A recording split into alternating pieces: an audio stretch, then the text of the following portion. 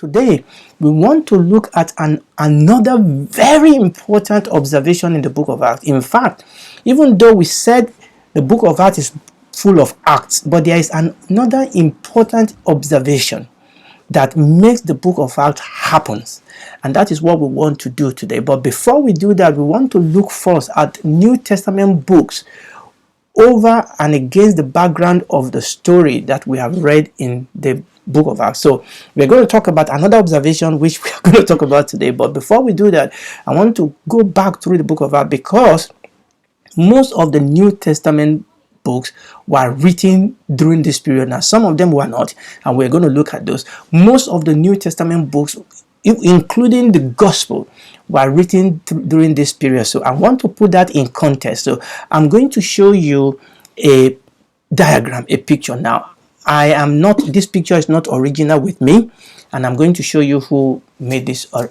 picture. So I want to give honor to whom honor is due. So I'm going to put this picture on the screen for you.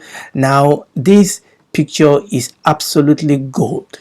Okay, this picture is absolutely gold, and I want you to just have a look at this. Now, what you see here is on top here is telling you the various chapters of the book of Acts. Okay, remember, now we are not looking at different sections. Now we're not looking at the story. We've gone through that. What we are doing now is an overview of the books of the New Testament, and we want to see how they were laid out over the story of the book of Acts. Now, the gentleman that did this diagram is Dr. Rick Griffith of Singapore Bible College, and that is about the best I could get, of the identity of the man that did this. So what you have there are the chapters of the book of Acts. Okay, obviously you couldn't see any chapter until chapter 9, because remember, we are dealing with the books.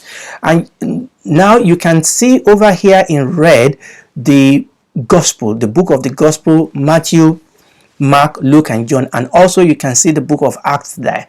Okay, the act that we are talking about. And you can actually see that Matthew was the first book, obviously, of the gospel that was written, but it was not the only first book of the New Testament that was written. And you can see that Galatians was written around about the same time. In fact, some scholars believe that Galatians may have been written even before the book of Acts. So in red are the gospel, in white are the books written by Paul himself. Okay, and then I'm going to put on the general epistles. Let me just put all of them on. So I want you to see all of them there. So these are all the books of the New Testament, and I want you to see where each one of them sit as the story of the book of Acts progresses. Obviously, the story of the book of Acts ends here. Now, over here are the journey of Paul the Apostles. So number 1, number 2, number 3, number 4, these are what we call the missionary journeys. So Paul, in the book of Acts, we actually have 3 missionary journeys of Paul. When Paul went around all the churches preaching the gospel. So we have 3 missionary journey of Paul that was documented for us in the book of Acts. But history actually shows us. Now, like we said previously, the story of Acts ended when Paul was arrested. Paul was under house arrest, and he was waiting for judgment. That is when the book of Acts ended. But history tells us that Paul was actually released, and he went on a 4th missionary journey to Spain. Now, that is not documented for us in the scripture, because the book of Acts ended while Paul was still in prison under house arrest, awaiting judgment. That was the first time he was in prison in Rome. But like I said, history tells us that he was actually released and he went on a missionary journey, but he was arrested again the second time in Rome, and that is when he was martyred. Okay, so we have the first, the second, the 3rd missionary journey of Paul. And the first time he went with Barnabas, then the second time he went with Silas. You know that story, and the bust up that happened between Paul and Barnabas. Barnabas wanted them to take Mark. Paul said no, but Barnabas took Mark, but Mark came now to be useful to Paul somewhere down the line. Okay, so that was the 1st, 2nd, and 3rd missionary journey of Paul.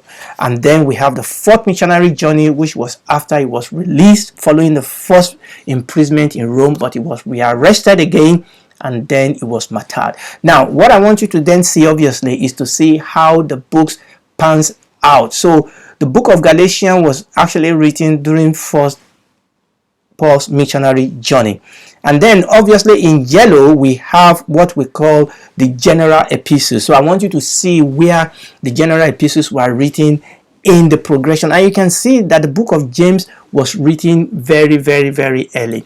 Now let me mention a couple of things about James. Obviously, you know that James we are talking about there was not the James the brother of John, because James the brother of John was killed by Herod. You remember that story. He killed James the brother of John, then he arrested Peter, and obviously God came in, released Peter, killed Herod. Okay, so the book of James, this James over here, came to become the leader in the church, and that James is the stepbrother of our Lord Jesus Christ. Remember what we said, two of the stepbrothers of our Lord Jesus Christ were used by the Holy Spirit to write the scriptures, James and Jude.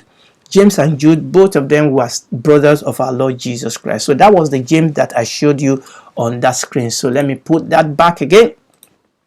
So the James, so that is one of the general epistles. And so the book of James was one of the earliest New Testament books that were written. So let's go over that again. The first three earliest New Testament books that were written were the Gospel, which was the book of Matthew, the Pauline epistle, which was the book of Galatians, and the general epistle, which was the book of James. And then as we go over, then you will see as other books that were written, and you can see that there is a whole lot of letters of Paul, epistles of Paul that were written before the other gospel that were written. So we have the first and the second book of Thessalonians, and we have the first and the second book of Corinthians, and we have the book of Romans.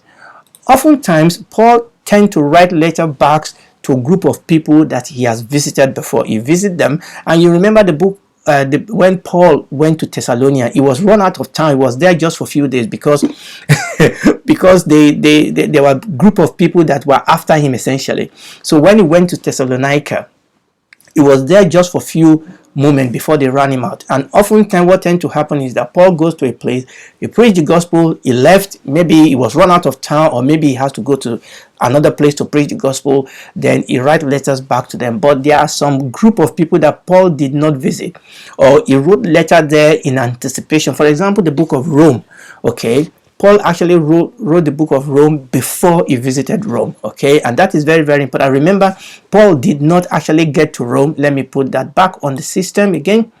Okay, remember, Paul did not get to Rome until here, but he has written the book of Rome round about here. So oftentimes, Paul wrote letters to churches that he has established, he has visited before, but sometimes he wrote letters to churches that he has not visited before. So we can see first and second book of Thessalonians, first and second book of Corinthians, then the book of Romans, and then we have the book of Luke.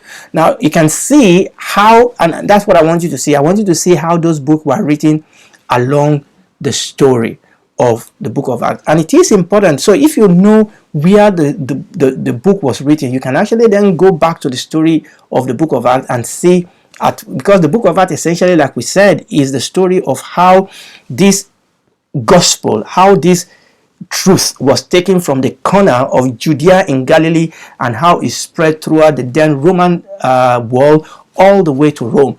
And as they were going, initially they were just preaching. Remember what we said when we said, why did it take them so long before they started writing? Initially they were expecting the Lord Jesus to come, but they then realized that that's not going to happen in their lifetime. Also, there was the need to feed the church. Also, there was the need to refute wrong doctrine that were coming into the church, and they started writing the New Testament as they were led by the Spirit of the Lord. So that was this, and then the book of Luke was written round about, and you can see that the book of Luke and the book of Acts, which were both written by Luke, were written one after the other, and they were all written towards the end of the story that we saw in the book of Acts. In fact, some people believe, and let me talk about that. Some people actually believe that Luke wrote the book of Acts after Paul was already imprisoned in Rome, so that it can help the case of Paul, because he was writing to a Gentile leader, and he was basically telling them what the gospel was all about, the good thing that the gospel have done throughout Roman Empire, and also the fact that the gospel, you can see that when you read through the book of Acts, he actually painted the Roman leaders in a good sense in the book of Acts. And many scholars believe that Luke actually wrote those books, obviously led by the Holy Spirit, to try and present the message, to try and present the truth that Paul was teaching, and how that has had positive influence upon the Roman Empire, and how even Roman leaders have been quite positive to the plight of the Christian in the Roman Empire. Okay, so let me put that back on the system again. So you can see that is where Luke wrote the book of Acts, and the book of Luke and the book of Acts. Now you can see how many letters that Paul actually wrote when he was in prison in Rome: the book of Ephesians, Colossians, Philippians, and Philemon. And you will see that those books were actually sent by the same person to all those places where they were sent into. And then what we call the pastoral book, that is the first book of Timothy, second book of Timothy, and book of Titus, you can see when they were written. First Timothy and Titus were written around about the time after Paul has been released from Rome, the first time, or maybe towards the tail end, or after he was released, after the first imprisonment. He wrote the book of First Timothy and the book of Titus. Now he was in prison again, and he wrote the book of Second Timothy. And then we can see when all the other, what we call the general epistles, were written: the first book of Peter, the second book of Peter, the book to the book of Hebrews, Jude, First John, Second John, Third John, and the book of Revelation. And you can see that the book of Jude, First John, Second John, Third John, and Revelation were likely written after Paul has been martyred. In fact, after many of the original 12 apostles have been martyred.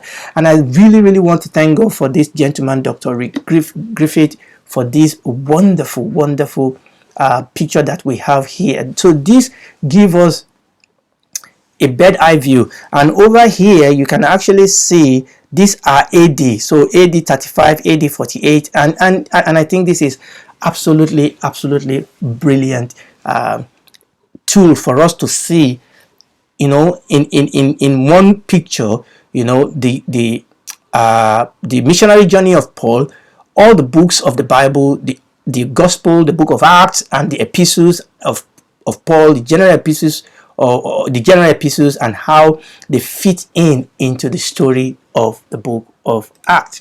Praise the Lord. Hallelujah. Now, what I want to do now, having taken you through this, is now to talk about another observation that I see in the book of Acts that is very important, that the success of the book of Acts hinged upon. In fact, we've mentioned it in passing, but we are going to actually look at it a little bit closer. To do that, we are going to read a couple of scripture. Let's read the book of Luke chapter 24 from verse 45 to 49. I'm going to read a couple of scripture. Then open he their understanding, that is talking about the Lord Jesus Christ. Then open he their understanding, that they, that is the apostle, might understand the scripture.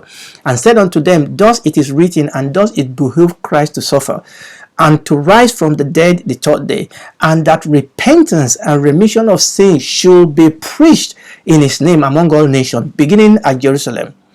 And you are witness of this thing. And behold, I send the promise of my Father upon you, but tarry ye in the city of Jerusalem until you be endued with power from on high. Now let's read Mark chapter 16 from verses 15 to 20. And he said unto them, that's the Lord Jesus Christ, go ye into all the world and preach the gospel to every creature. And he that believeth and is baptized shall be saved, but he that believeth not shall be damned. And this sign shall follow them that believe. In my name they shall cast out devils, they shall speak with new tongue, they shall take up serpents, and if they drink any deadly thing, it shall not hurt them. They shall lay hand on the sick, and they shall recover. So then, after the Lord had spoken unto them, he was received up into heaven, and sat on the right hand of God. And they went forth and preached everywhere, the Lord walking with them, and confirming the word with signs following. Amen and amen. Now, this is very, very important. Now, we read the book of Luke, we read the book of Mark, and we saw in the book of Acts the manifestation of what the Lord Jesus said in the book of Luke. They went everywhere. The Bible says that they were healing the sick, they were laying hand on the sick, they were preaching the gospel, they were saying, work of power, casting out devils, speaking in tongues, and that's what we see. That is what we call the act. We saw this act of power in the book of Acts. We saw a series of exploits that were done by these men and women of God that were filled by the Holy Spirit. But however, the book of Acts is also a book of great sermons. Now, this is very important. In fact, those people that have counted it said that 25% of the book of Acts are sermons. 25% of the book of Acts are sermon. And this is the secret here. Those acts of power, those acts of exploit that we read in the book of Acts, they only serve to confirm the message. Now, this is a very important issue that we need to understand in the book of Acts. Yes, there were work of power. The Holy Spirit was moving. There were angels. But we need to understand that the heart of the book of Acts is the fact that they were taking the gospel. And that is what the Lord Jesus said when he was giving them the commission in the book of Mark chapter 16. Go ye into all the world and preach the gospel to every creature. There was exploit, there were powerful acts, there were healing and deliverance and manifestation of the power of God because they were preaching the gospel. And this is very, very important, that it was because they were preaching the gospel. And that Mark chapter 16, let me put that back on. When we read verse 20, the Bible says, and they went forth preaching everywhere, the Lord working with them and confirming the word with signs following. The reason why there was exploit was because, number one, they went in obedience to the Lord Jesus Christ. Number two, they went in obedience preaching the gospel. And it was the gospel that they were preaching. The Bible says the Lord confirming the word. They were not preaching healing. They were not preaching prosperity.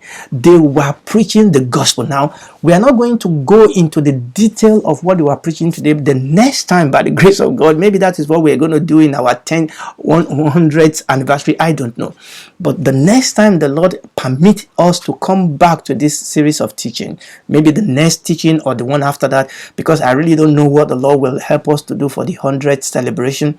But we are going to talk about the gospel they preach. But suffice to say today that the reason why they saw the manifestation of power, why we have the acts in the act of the apostle, is because we have a group of people that went out and preached the gospel. And the Bible said they went forth and preached everywhere, the Lord walking with them and confirming the word with signs following. Why do we have the book of Acts? We have the book of Acts because we have a group of people that obey the commission to go, and they went everywhere preaching the gospel, and the Lord working with them and confirming the word with sign following. That is why we had the book of Acts. That is why we had all those 6 sections that we went through. That is why they had good testimony from the Lord after his section. And that is the only way you and I are going to have the same testimony. That if you and I, number one, obey the Lord, and number two, go into all the world and preach the gospel. Now, we cannot preach the gospel if we have not been touched by the gospel. We cannot preach the gospel if we don't know the gospel. Now, we must experience the power of the gospel. I must experience the gospel before I can preach the gospel. I must experience the gospel before I can propagate the gospel. The gospel was manifested in Matthew, Mark, Luke, and John. It was established, and it was experienced, and it was propagated, and it was explained in the epistles, propagated in the book of Acts, explained in the epistles. And that is the heart of the book of Acts. And we need to understand that That this is the secret, and that the enemy knew it. Now, when we look into the book of Acts now, the people that have counted this again, remember what they said, that 1/4 of the book of Acts are sermons, and 12 there are 19, not 12, there are 19 major sermons in the book of Acts. The proclaiming, the propagating sermons that defend the faith. Now, the people that have counted tells us that 8 of those sermons were preached by Peter, 9 of those sermons were preached by Paul, 1 by Stephen, 1 by James, the half brother of our Lord Jesus Christ. So we have 19 major sermons in the book of Acts, whereby they proclaim, they propagate, and they defend the faith. And remember, there were acts in the book of Acts because they came to confirm the message. And this is the secret. And the devil knew that. And very, very early in the history of the church, the devil tried to stop the message, because he knows, if I can stop the message, then I will stop the propagation. That if I can stop the message, the enemy knew that if he can stop the message, then it will stop the manifestation of the act. That if he can stop the message, then he can stop soul from being saved. And the devil tries so much to stop the message that the apostles were preaching. Now, there is a Reformed theologian that wrote something about this that I want to read to you. This is a theologian called Emil Brunner. He said, at every period in the history of the church, the greatest sin of the church, and the one which causes the greatest distress, is that that's the church, withholds the gospel from the world and herself. Whether the corruption of the message be the orthodox form, which does not distinguish between human doctrine and divine word of God, and therefore preaches the creed of yesterday instead of the living word, or the pietist error which diverts interest from the word and the promise of God to individual and his subjective experience and feelings, or the liberal and rationalistic error which confuses the word of God with reason, and instead of the message of the cross offers a religious ethic or a mystical asceticism. In principle, it all comes to the same thing in the end, because each error is akin to all the other. Listen to this. The weakness of the church lies in the fact that she lacks this living word, that she does not know the reason for her own existence, and consequently have no real message for the present situation. I decided to put on this quotation because it's so well spoken. This word actually this quotation speak into what we are dealing with today. That it was the message, the power. Paul was right. He said, I'm not ashamed of the gospel, for it is the power of God unto salvation unto all those that believe it. It is the gospel that is confirmed by the Holy Spirit. It is the gospel. And this gentleman, Emil Brunner, a theologian, said that this is the greatest sin of the church. The fact that we are withholding the gospel from ourselves and from the world. And this is the reason why there is weakness in our testimony. This is the reason why the church appears weak, because, and he was talking about how this corruption, the various forms that this corruption can take. Number one, when we don't distinguish between human doctrine and divine word of God, when we are preaching self-help, when we are preaching motivational teaching instead of the gospel, when we are preaching ourselves instead of the gospel, when we don't distinguish between human doctrine and divine doctrine, and therefore we are preaching creed of yesterday, we are preaching self-help, we are preaching motivational teaching instead of the living word of God. Or in some cases is that people are preaching their own feeling, subjective experiences and feelings. Some people want to bring their own visions, their own experience.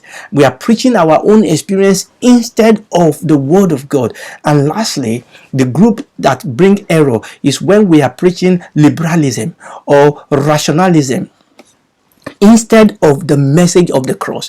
When we have allowed, ideologies, modern ideologies, to inform the message that comes from the pulpit. This is the reason why the church is not like it was in the book of Acts. But thank God, because God is restoring the glory back to the church. For us to experience, the testimony, the progress report that we read the other time, that we read in the book of Acts, we must preach the message that they preach. They were able to experience those acts.